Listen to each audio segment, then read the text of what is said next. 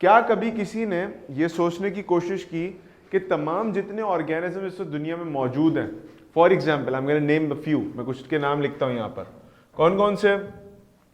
Let suppose mammals, for example birds, reptiles, amphibians,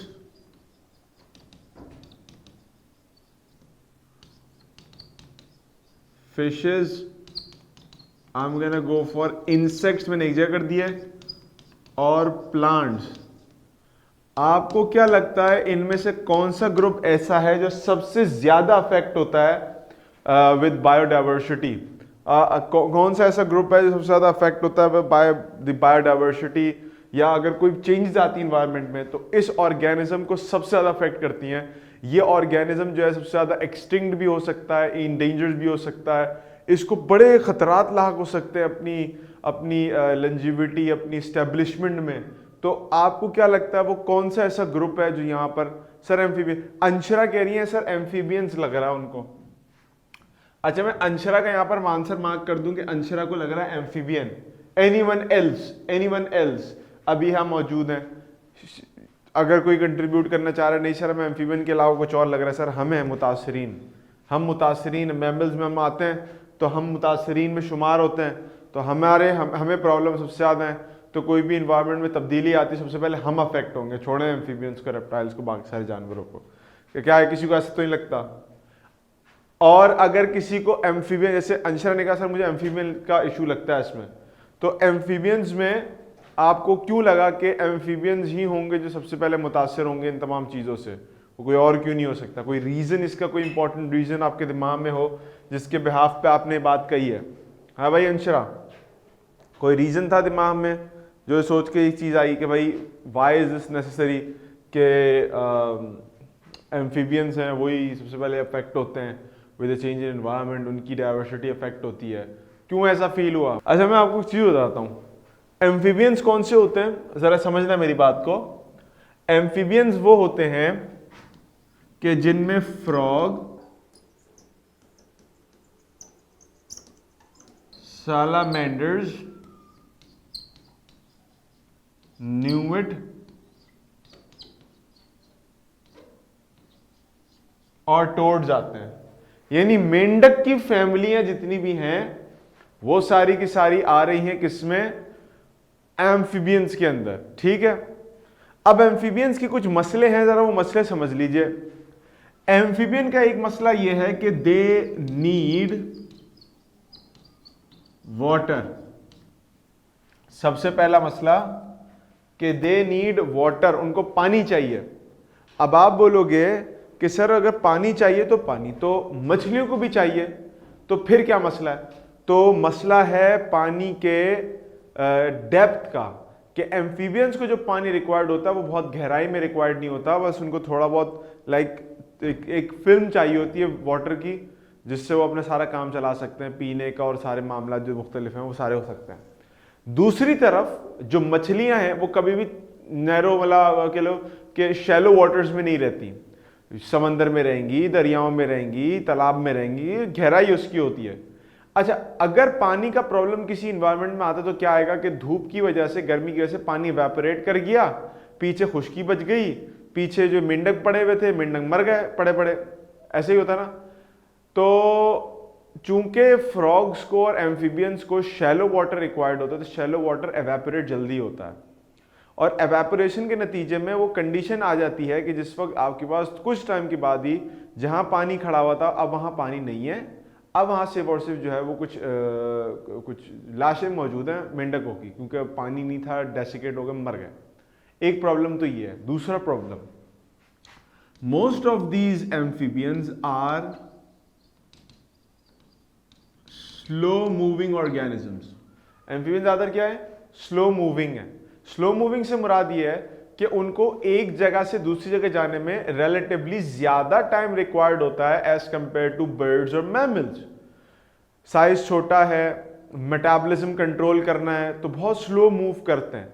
तो अगर उनके इलाके पे कोई आफत आ भी जाती है, कोई प्रॉब्लम आ जाती है, पानी का लॉस हो रहा है, तो it will take a lot of time for them to move from that particular area to a very favourable condition. तो मुश्किल टाइम होता है। तीसरी चीज ये होती है कि because they have slimy skin, therefore their skin, slimy पता जानते हो, चिपचिपी, स्लिपरी सी स्किन। उनकी स्किन स्लिपरी क्यों होती है, स्लाइमी क्यों होती है? इसलिए होती है क्योंकि they respire through their skin, cutaneous respiration कहलाती है। अपनी स्किन के जरिए हम तो सांस लेते हैं ना, नाक से, लंग्स से, they can respire through their skin as well. अब स्किन से रेस्पिरेशन का एक फायदा ये होता है कि वो अगर बैठे हुए हैं या वो हाइबरनेशन पे गए हुए हैं तो they can use that skin for respiration. अब रेस्पिरेशन हमेशा होती है उस जगह से जो जगह आपके पास रिलेटिवली मॉइस्ट होती, गीली होती है। अब गीली स्किन है, अब यही गीली स्किन, स्लाइमी स्किन वाला फ्रॉग निकलता है धूप में, खट करके स्किन ड्राई हो गई। जब स्किन ड्राई हो गई तो रेस्पिरेशन का मसला आता है, और जब रेस्पिरेशन का मसला आता है तो नाक से तो सांस ले सकता है, लेकिन ओवरऑल उसकी पूरी बॉडी, आपके सर्दियों में क्या होता है, अभी सर्दियां आने वाली हैं 1 महीने के अंदर, पूरी स्किन ड्राई होने लगेगी और फटना शुरू हो जाती है। जब स्किन फटना शुरू होती है तो हम यूं हो जाते हैं, मूव करने का दिल भी नहीं करता, अम्मी कर लेना आपका, मेरे मुंह नहीं चल रहा है, ऐसे हो जाते हैं हम लोग। तो वेसलीन और क्रीम वगैरह लगा के अपने आप को थोड़ा सा चलाना पड़ता है। तो अब प्रॉब्लम क्या है, स्लाइमी स्किन की वजह से वो मूवमेंट, वो रेस्पिरेशन जरूरी थी। अच्छा, अगर फॉर एग्जांपल डेसिकेशन होती, ड्राई कंडीशन आती है, स्किन खत्म, तो आपके पास वो मूवमेंट भी उनकी मुतासर रहती है, वो मर जाते हैं बड़ी आसानी से। Now these are the 3 main reasons why amphibians are prone to extinction. यानी अभी हमने शुरू में बात की है, जो पूरी लिस्ट बनाई, क्यों बनाई, इन ऑर्गेनिजम्स की लिस्ट इसलिए बनाई कि हम ये आइडेंटिफाई करना चाह रहे थे वो कौन सा ग्रुप ऑफ ऑर्गेनिज्म है कि जिसको ज्यादा जो है वो परेशानियां लाक हो सकती हैं रिगार्डिंग एक्सटिंक्शन, बीइंग एंडेंजर्ड और getting wiped out from the face of the earth. और उसमें से अंशना ने से रिकमेंडेशन दी कि सर एम्फीबियंस जो है वो ज्यादातर एक्सटेंड आसानी से हो सकते हैं या एंडेंजर्ड स्पीसीज उनकी ज्यादा होती हैं। और मैंने वजह बताई आपको 3 कि वो 3 क्या वजह है जिसकी बेसिस पे हम कहते हैं कि amphibians are easily can get easily extinct or they can get at the words of endangered or being extinct। अच्छा, फिशेस का प्रॉब्लम मैंने आपको बताया, फिशेस के प्रॉब्लम मसला क्या होता है कि फिशेस प्रोड्यूस करती हैं बल्क अमाउंट में, यानी दे कैन प्रोड्यूस, अगर एक मिसाल के तौर पे एक मेल और female fish they can go for mating and they can go for baby production, तो उसके नतीजे में होता क्या कि कई सारे सेल्स बनते हैं मछलियों के, और उनमें से बहुत सारे सर्वाइव कर भी नहीं पाते, लेकिन बहुत सारे सर्वाइव कर जाते हैं। फिर दूसरा मसला है कि फिशेस जिस जगह पे रहती हैं वहां पर एनवायरनमेंट का चेंज इतना वास्ट नहीं होता, यानी अगर आसमान पे धूप तेज हो गई तो समंदर की गहराई में उसको क्या असर पड़ने वाला है, आ रही बात समझ।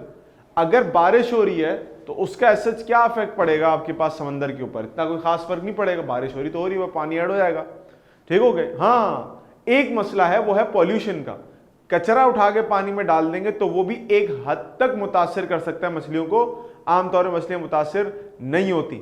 आप ये जरूर कहते हो, अभी हम पढ़ेंगे इंडेंजर्ड और एक्सटिंक्ट स्पीशीज के बारे में कि फला फला फला फला स्पीशीज इंडेंजर्ड या एक्सटिंक्ट है। अभी आप खुद कंपैरिजन करोगे इस चीज का कि जितने भी इंडेंजर्ड और एक्सटिंक्ट स्पीशीज हैं दुनिया में, वो तकरीबन मेजॉरिटी वो है कि जो कि जमीन पे रहती है।